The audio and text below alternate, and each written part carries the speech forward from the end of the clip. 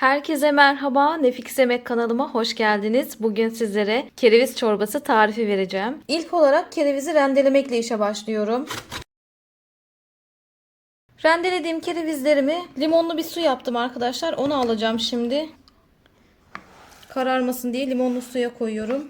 Sonra süzüp alacağız. Kerevizlerimiz burada beklesin. Havucumu da rendeliyorum. Taneli bir çorba yapacağız arkadaşlar. Öyle blenderdan çekmeyeceğiz. Taneli olacak. İsterseniz taneli olsun, istemiyorsanız çorbanızı en son aşamada blenderdan geçirebilirsiniz. O şekilde de bir çorba elde edebilirsiniz. Hemen havucumu da bir köşeye alıyorum. Kereviz saplarımla devam edeceğim. 3 sap aldım arkadaşlar. 3-4 tanesini de saklayacağım. Başka bir yemeğimde kullanacağım.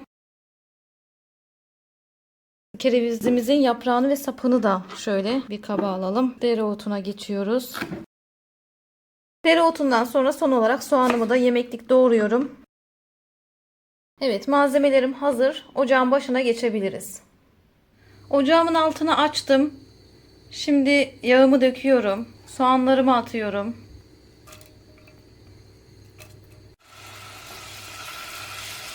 Soğanımı bir miktar kavuracağım arkadaşlar. Savurduktan sonra içerisine havucumu da ekliyorum. Biraz da havucumla kavuracağım. Havuçlarımı kavurdum 1-2 dakika kadar.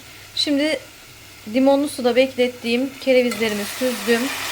Ekliyorum içerisine. Kerevizlerimin de diriliği gidene kadar kavuracağım. Dirilikleri gitti. Şimdi bu aşamada suyunu ekliyorum. 6 su bardağı su ekledim. Çorbamı 15 dakika kadar kaynattım. Şimdi bu aşamada yeşilliğimi koyuyorum. Yani yaprak ve sap kısımlarını koyuyorum. Burada bir 5 dakika kadar daha kaynasın. Biz de terbiyesini hazırlayalım. Çorbamızın terbiyesi için karıştırma kabımıza sırasıyla yoğurt, un. Öncelikle ikisini karıştıralım. İkisini karıştırdım. Daha sonrasında yumurta sarımı ekliyorum. Limonumu ekliyorum. Ve bunları da karıştırıyorum. Şöyle içerisine çorbamın suyundan biraz koyacağım arkadaşlar. Azar azar kesmemesi için. Ve hızlı bir şekilde karıştıracağım. Şöyle terbiyemi ılıtmış oldum. Çorbamın da altını biraz kıstım. Şimdi çorbama terbiyemi vermeye gidiyorum. Şimdi çorbamın terbiyesini verip biraz daha kaynatacağım.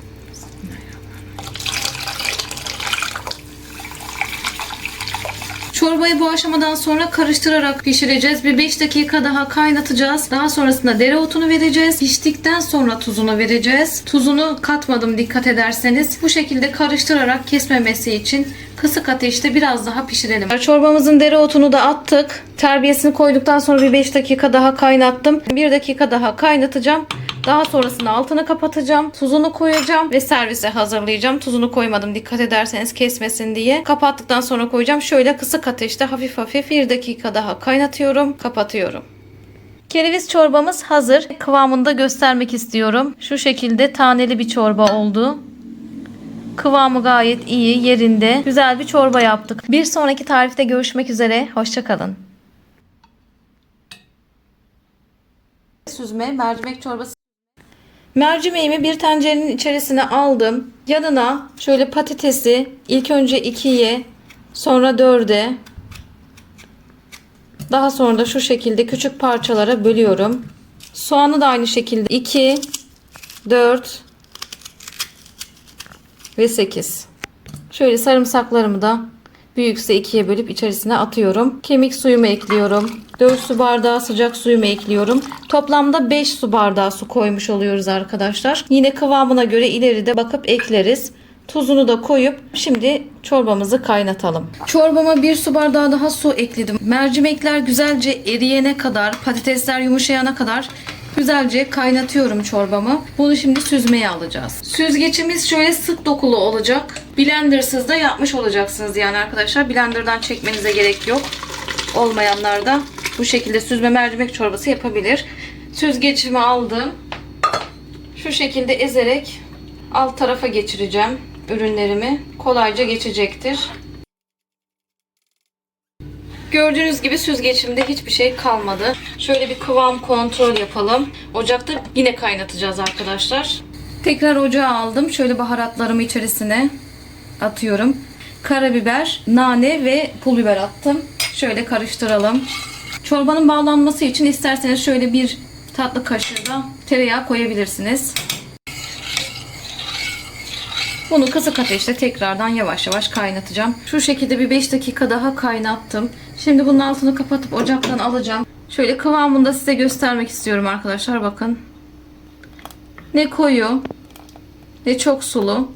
Gayet güzel kıvamda oldu. Şimdi sosunu yapmaya geçeceğiz. Küçük bir tavanın içerisine 2 yemek kaşığı sıvı yağımı koydum. Şöyle kırmızı toz biberimi de ekliyorum. Üzerine kırmızı yağ yapacağız arkadaşlar. Tercih etmiyorsanız yapmayabilirsiniz. Burada baharatı çok da yakmadan alıyorum. Ve çorbamı servise hazırlıyorum. Süzme mercimek çorbamızın tarifi bu kadardı. Bir sonraki tarifte görüşmek üzere. Afiyet olsun. Isırgan otu çorbası. Öncelikle ısırganlarımı doğrayarak başlayacağım. Soğanımla sarımsağımı şöyle yemeklik doğramıştım. Isırganımın da nasıl doğrandığını sizlere göstermek istiyorum.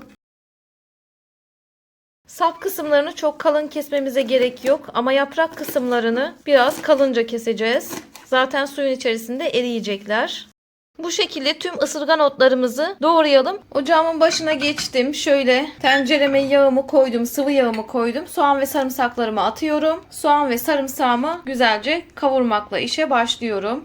Soğanlarım kavruldu. Şimdi içerisine tereyağımı koyacağım. Tereyağımı yanmasın diye öncesinde koymadım. Ve salçamı koyacağım, ekleyeceğim. Bunları da bir güzel kavuracağım. Salça çok güzel kavruldu. Ve artık ısırganımı ekleyebilirim.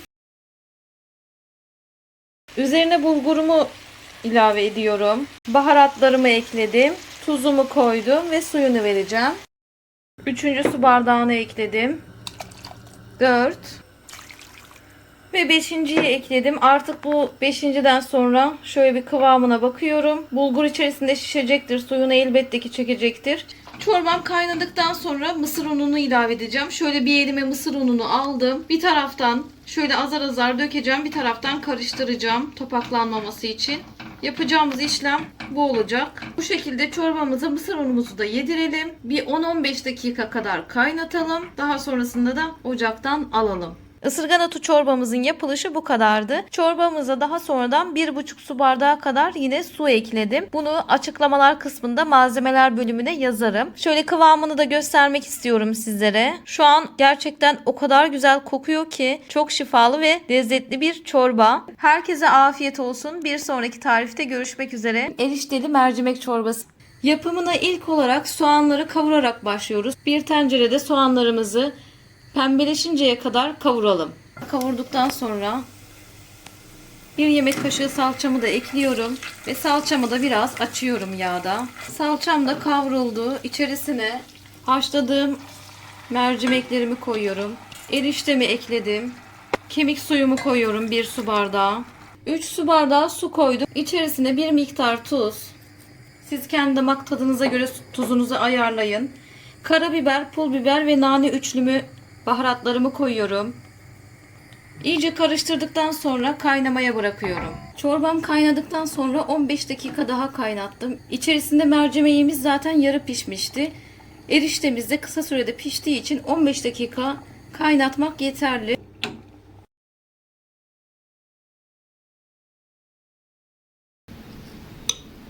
Çorbamızın yapılışı bu kadardı arkadaşlar. Bir sonraki tarifte görüşmek üzere.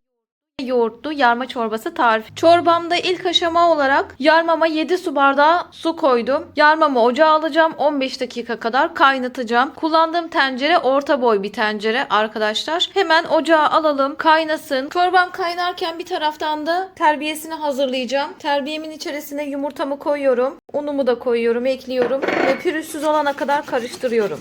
Terbiyemi de hazırladım. Şimdi ocağın başına geçebiliriz.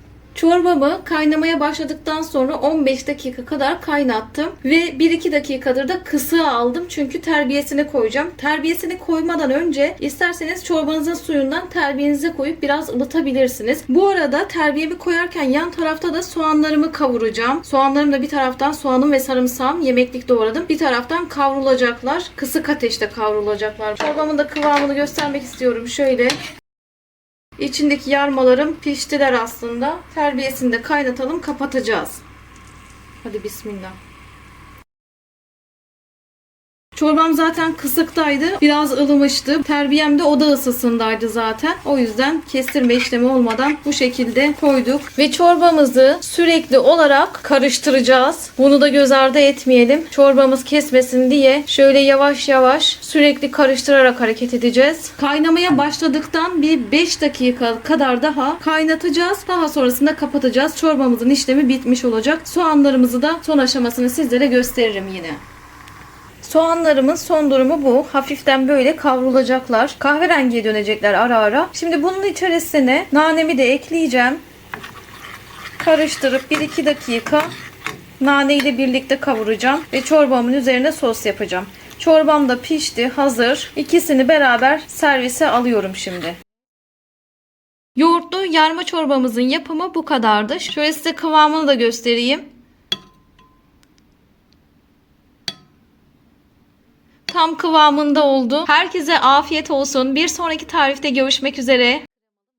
Kremalı mantar çorbası tarifi. İlk işlem olarak mantarlarımı şöyle küçük küçük keseceğim. Şimdi mantarlarımızı güzelce kavuracağız. Ocağımızın başına geçelim. Tencereye 2 yemek kaşığı sıvı yağımızı alıyoruz. Yağımızı biraz ısıttıktan sonra mantarlarımızı koyuyoruz. Soğan ve sarımsağımızı ekliyoruz. Karabiberimizi de koyuyoruz.